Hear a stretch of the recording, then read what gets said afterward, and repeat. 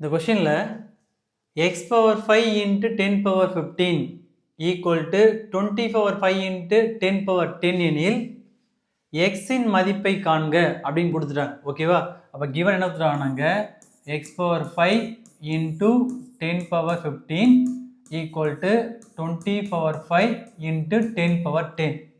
முதல்ல சிம்பிளை பண்ணலாம். இந்த 20 பவர் 5-ஐ 2 இன்ட்டு 10 ஹோல் பவர் 5 இல்லையா? ஏன்னா 2 10s are 20 வரும் இன்ட்டு 10 பவர் 10. இந்த பவர் உள்ளே கொண்டு வந்தோன்னா வருங்க 2 பவர் 5 இன்ட்டு 10 பவர் 5 வரும் இன்ட்டு 10 பவர் 10 வரும். நெக்ஸ்ட்டு இந்த டேர்ம் பார்க்கும்போது 2 பவர் 5 இன்ட்டு இது என்ன ஃபார்முலா டைப் இருக்கு? a power m into a power n. என்ன ஃபார்முலா வருங்க?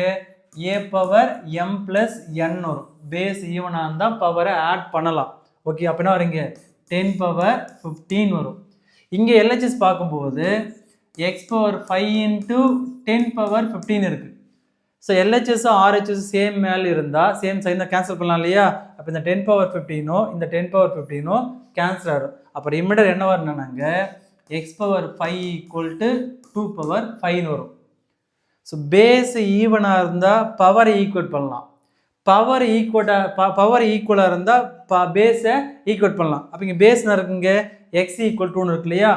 Therefore X equal to 2. இங்கே ஆப்ஷன் பார்க்கும்போது என்னன்னா டி. சொல்கிறது புரிஞ்சிருக்குன்னு நினைக்கிறேன். பேஸ் ஈவனாக இருந்தால் பவரை ஈக்குவல் பண்ணுவோம். ஓகேவா? இங்கே பவர் ஈக்குவலாக இருந்தால் பேஸ் ஈக்குவல் பண்ணலாம். அப்போ எக்ஸோட வேல்யூ வந்து 2. அதுக்கு ஆப்ஷன் பார்க்கும்போது டி.